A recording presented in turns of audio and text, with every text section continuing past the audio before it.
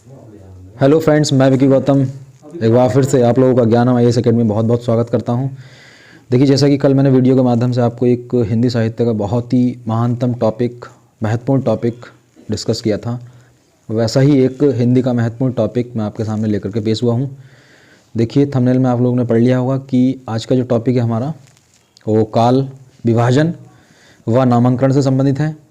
देखिए, बहुत सारी इस टॉपिक को पढ़ने में दिक्कतें रहती हैं और बहुत ज़्यादा डाउट रहते हैं इसमें।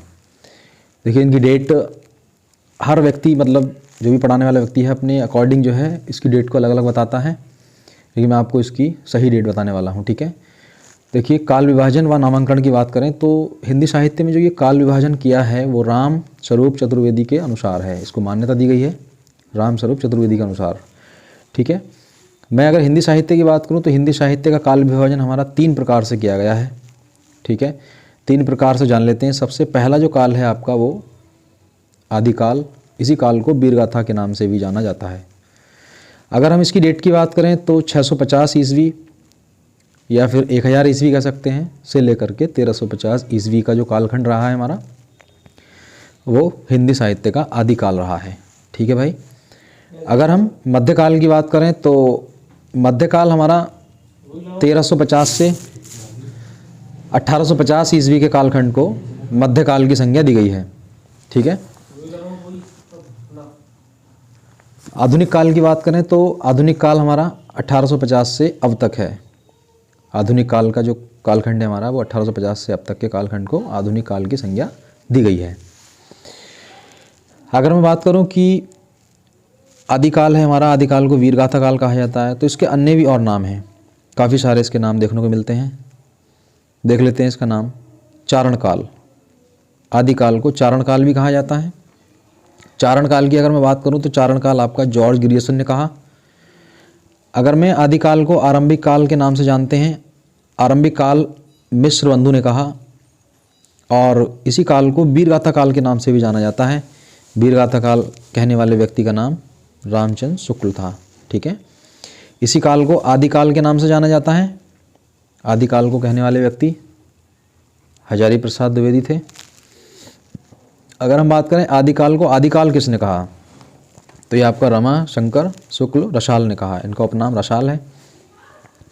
अगर इसी काल को संधि काल या फिर चारण काल की बात करें तो राम कुमार वर्मा ने, काफ़ी महत्वपूर्ण पॉइंट है देखिए यहाँ से, अगर मैं बात करूँ संधि काल चारण काल किसने कहा, आपका राम कुमार वर्मा ने कहा।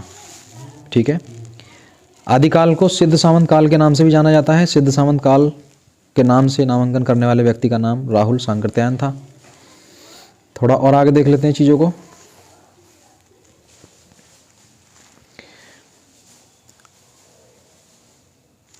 अगर हम आगे की बात करें तो बीज वपन काल, देखिए आदिकाल को बीज वपन काल के नाम से भी जाना जाता है।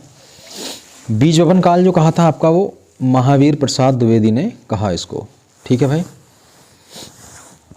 आगे हम बात करें कि बीर काल, इस काल को बीर काल के भी नाम से जाना जाता है, तो बीर काल आपका विश्वनाथ प्रसाद मिश्र ने कहा।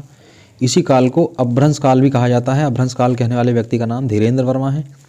इसी काल को अंधकाल कहते हैं। अंधकाल कपिल कुल श्रेष्ठ नाम के व्यक्ति हैं।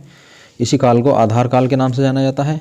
आधार काल कहने वाले व्यक्ति का नाम मोहन अवस्थी है। अगर हम बात करें इसी काल को संक्रमण काल भी कहा जाता है और इस काल को प्रवर्तन काल भी कहा जाता है। इस काल को संक्रमण काल और प्रवर्तन काल कहने वाले व्यक्ति का नाम राम खेलावन पांडे है। ठीक है, प्रारंभिक काल भी जाना जाता है इस काल को, उन्मेष काल के नाम से भी जाना जाता है। अगर हम प्रारंभिक काल की बात करें तो इस काल को प्रारंभिक काल के नाम से कहने वाले व्यक्ति का नाम गणपति चंद्र मिलता है, गणपति चंद्र। ठीक है भाई। अब हम इसका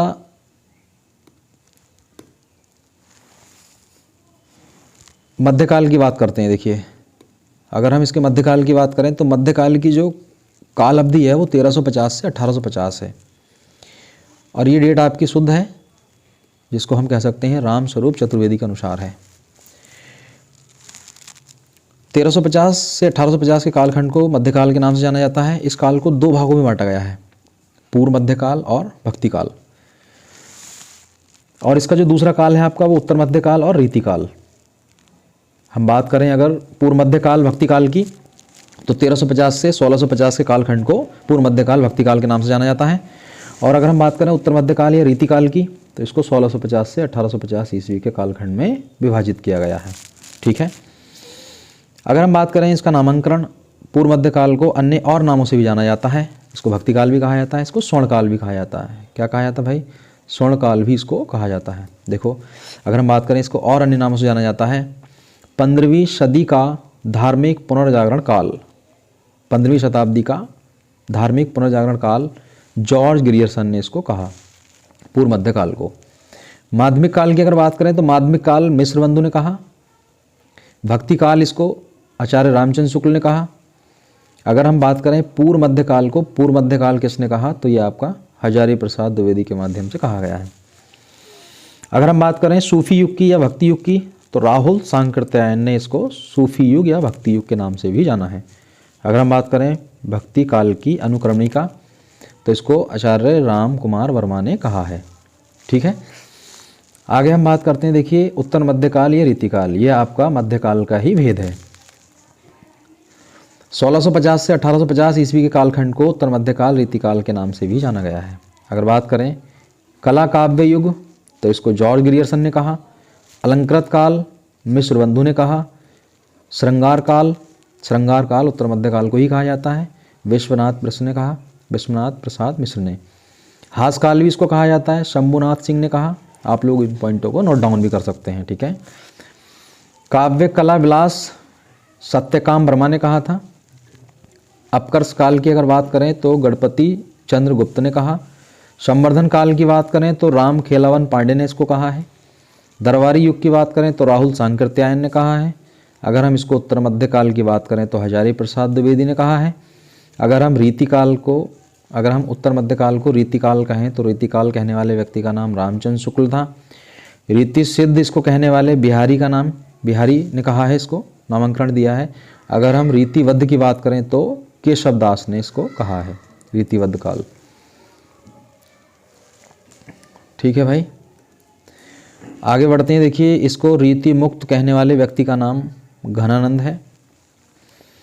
अब जो परीक्षा में सबसे ज़्यादा प्रश्न बनते हैं वो आपके पूर्व मध्यकाल से बनते हैं। पूर्व मध्यकाल को ही 15वीं शताब्दी का धार्मिक पुनर्जागरण काल, माध्यमिक काल, भक्ति काल, पूर्व मध्यकाल, सूफी युग, भक्ति युग, भक्ति काल की अनुक्रमणिका, इसी काल को स्वर्ण काल भी कहा जाता है।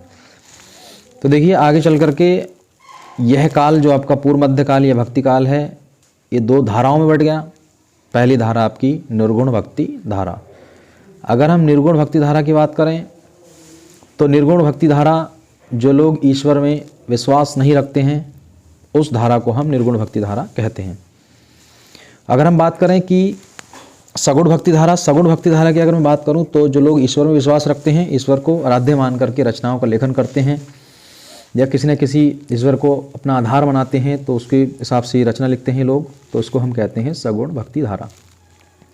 निर्गुण भक्ति धारा भी दो भागों में बटी हुई है। देखिए दो काव्यों में बटी हुई है, संत काव्य और दूसरा आपका सूफी काव्य। अगर मैं संत काव्य के प्रवर्तक की बात करूं या सबसे प्रमुख कवि की बात करूं तो यहाँ नाम मिल जाता है कबीरदास।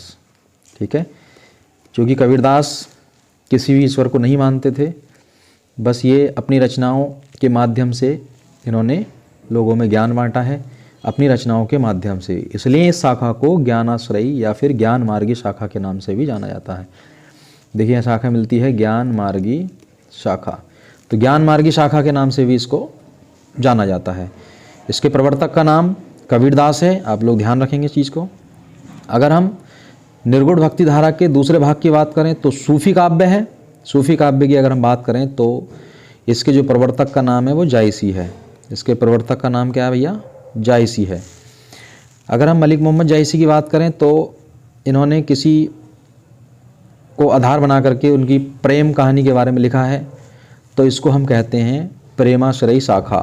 प्रेमाश्रयी शाखा, ठीक है, प्रेमाश्रयी शाखा के प्रवर्तक का नाम मलिक मोहम्मद जायसी है। अगर हम पूर्व मध्यकाल के दूसरे भाग यानी कि सगुण भक्ति धारा की बात करें तो मैंने अभी आपको बताया था कि जो लोग ईश्वर में विश्वास रखते हैं उनको हम कहते हैं सगुण भक्ति धारा। सगुण भक्ति धारा भी दो भागों में बटी हुई है, एक तो राम काव्य आपका और दूसरा कृष्ण काव्य। अगर हम राम काव्य की बात करें तो राम काव्य आपका तुलसीदास, सबसे प्रमुख कवि का नाम या प्रवर्तक कह सकते हैं, तुलसीदास को जाना जाता है। इन्होंने श्री राम भक्ति के बारे में लिखा है, राम के बारे में लिखा है, श्री राम के बारे में लिखा है इन्होंने, तो इसको हम तुलसीदास, इसके सबसे प्रमुख कवि का नाम तुलसीदास कहेंगे। राम काव्य में सबसे प्रमुख कवि का नाम तुलसीदास है, ठीक है। अगर हम दूसरे काल की बात करें, सगुण भक्ति धारा के दूसरे काल की अगर हम बात करें तो कृष्ण काव्य है। कृष्ण काव्य की अगर बात करें तो कृष्ण काव्य के सबसे प्रमुख कवि का नाम भैया सूरदास। सूरदास सबसे प्रमुख कवि, इन्होंने श्री कृष्ण की लीलाओं का वर्णन किया है, श्री कृष्ण के बारे में इन्होंने लिखा है, इसलिए इस धारा को, इस काव्य धारा को श्री कृष्ण भक्ति के नाम से भी जाना गया है, ठीक है। अब देखिए यहाँ कई बार मैं आपको बता चुका हूँ कि ये टर्म आ रहा है यहाँ पर मिश्र बंधु का। अगर हम मिश्र बंधु की बात करें तो मिश्र बंधु 3 सहोदर भाई, एक तो आपका है गणेश बिहारी, श्याम बिहारी और सुखदेव बिहारी, इन 3 भाइयों को मिश्र बंधु के नाम से जाना गया है, ठीक है। अगर हम थोड़ा आगे पढ़ लेते हैं, देखिए अगर हम अगले पॉइंट की बात करें तो आधुनिक काल, हिंदी साहित्य का आधुनिक काल। हिंदी साहित्य का आधुनिक काल की बात करें तो 1850 से अब तक के कालखंड को हिंदी साहित्य का आधुनिक काल के नाम से जाना जाता है। आधुनिक काल के अन्य नाम हैं, देखिए कंपनी के शासन के अधीन काल, जॉर्ज ग्रियर्सन ने इसको ऐसा कहा था। परिवर्तन काल मिश्र बंधु ने कहा था, 3 सहोदर भाई जो मैंने आपको अभी बताया। गद्यकाल की अगर बात करें तो रामचंद्र शुक्ल ने इसको गद्यकाल कहा। हजारी प्रसाद द्विवेदी जी ने इनको आधुनिक काल के नाम से जाना। राहुल सांकृत्यायन ने इसको नव जागरण काल के नाम से पुकारा है। महावीर प्रसाद द्विवेदी की अगर बात करें हम तो आधुनिक काल के नाम से इन्होंने आधुनिक काल को, आधुनिक काल किसने कहा है? महावीर प्रसाद द्विवेदी ने कहा है, ठीक है। अगर हम आगे पॉइंट की बात करें तो भैया जिस समय आपका आधुनिक काल चल रहा था तो आधुनिक काल के प्रारंभ आपका 1850 से हो गया था, लेकिन ये आपके युगों में बट गया। तो मोस्टली यहाँ से प्रश्न पूछे जाते हैं कि भारत हिंदू युग, भारत हिंदू युग की डेट पूछी जाती है। भारत हिंदू युग की जो डेट है वो 1850 से 1900 के कालखंड को भारत हिंदू युग के नाम से जाना जाता है, ठीक है। उसके बाद में द्विवेदी युग आ जाता है आपका 1900 के बाद। 1900 से लेकर के 1920 20 वर्ष तक ही चला था, महावीर प्रसाद द्विवेदी के नाम से जाना गया है। देखिए परीक्षा में 2 नाम देखने को मिलते हैं। द्विवेदी युग के प्रवर्तक का नाम पूछ लेता है कि द्विवेदी युग किसके नाम पर पड़ा, तो एक आपका नाम आता है आचार्य हजारी प्रसाद द्विवेदी। हजारी प्रसाद द्विवेदी नाम आता है, एक नाम आता है आपका महावीर प्रसाद द्विवेदी। तो ये जो द्विवेदी युग नाम पड़ा है वो महावीर प्रसाद द्विवेदी के नाम पर पड़ा है। अगर हम छायावाद युग की बात करें तो 1920 से 1936 के कालखंड को आपका छायावाद युग के नाम से जाना जाता है। अगर हम प्रगतिवादी युग की बात करें तो 1936 से लेकर के 1943 के कालखंड को प्रगतिवादी युग के नाम से जाना जाता है। इसके बाद का जो युग है आपका प्रयोगवाद युग या फिर नई कविता युग के नाम से जाना गया। तो इसकी जो काल अवधि है 1943 से लेकर के 1965 के कालखंड को प्रयोगवाद या नई कविता के नाम से जाना जाता है। अभी वर्तमान में जो आपका युग चल रहा है वो 1965 से स्टार्ट हुआ था और ये आपका नवनीत युग के नाम से जाना गया है, ठीक है भाई। तो अभी बाकी की वीडियो, इसके आगे का जो पॉइंट है नेक्स्ट वीडियो में मैं लेकर के आऊँगा, क्योंकि इनसे संबंधित हम पढ़ेंगे कि आदिकाल के प्रमुख और भी कवि हैं, कौन कौन से कवि हैं या फिर उनकी रचनाएं कौन कौन सी हैं। तो ये आपने सारी चीज़ें पढ़ी, मैं आपको सारी चीज़ें याद कराने वाला हूं कि आदिकाल के कवि कौन कौन से हैं और उनकी रचना कौन कौन सी हैं। फिर उसके बाद में हम पढ़ेंगे मध्यकाल के कवि तथा उनकी रचनाएँ, उसमें भी संत काव्य के कवि कौन कौन से हैं, सूफी काव्य के कवि कौन कौन से हैं, राम काव्य के कवि कौन कौन से हैं। फिर उसके बाद में कृष्ण काव्य पढ़ेंगे हम। फिर उसके बाद में उत्तर मध्य काल के कवि पढ़ेंगे, ठीक है। फिर उसके बाद में आधुनिक काल हम पढ़ने वाले हैं, उनके कवि तथा उनके बारे में, उनकी रचनाओं के बारे में हम सब कुछ पढ़ने वाले हैं, ठीक है। तो ये चैप्टर हमारा जो है कंप्लीट हो चुका है। दो बातें और मैं आपको बता दूं कि हमारा ऑफलाइन बैच ठाकुरद्वारा में ज्ञानम IAS एकेडमी में चल रहा है। अभी एक आपका उसमें रनिंग बैच चल रहा है 11 से 12 रनिंग बैच चल रहा है। ठीक है, आप लोग प्रैक्टिस सेशन करना है आपको तो 11 से 12 वाला बैच जो है ज्वाइन कर सकते हैं। और बाकी न्यू बैच जो मेरा स्टार्ट हुआ है कल से ही, वो 12 से 1 स्टार्ट हुआ है। तो ये स्पेशल जो है उत्तर प्रदेश पुलिस के लिए हैं और लेखपाल के लिए हैं। और आपकी जो वैकेंसी है फॉरेस्ट गार्ड, जो कि जिसका संभावित डेट है मार्च या अप्रैल में इसका एग्ज़ाम हो जाएगा। ठीक है, तो इन सभी को ध्यान में रखते हुए ये बैच चला गया है। ठीक है, और बाकी अगर बात करें कि एक बैच मेरा 10 से 11 आपका मेरा बैच चल रहा है, जो कि आपका हॉल नंबर 2 में है। ठीक है, आप इसको भी ज्वाइन कर सकते हैं, ये भी नया बैच है। ठीक है, और बाकी सभी परीक्षा जो भी आपके वनडे एग्ज़ाम हैं, चाहे वो उत्तर प्रदेश पुलिस हो, लेखपाल हो, या फिर फॉरेस्ट गार्ड की परीक्षा हो, या फिर वीडियो का एग्ज़ाम संभावित है हो जाएगा मार्च अप्रैल में, तो ये सब जितने भी एग्ज़ाम हैं सबको देखते हुए हिंदी के बैच जो है चल रहे हैं, आप लोग ज्वाइन कर सकते हैं। धन्यवाद।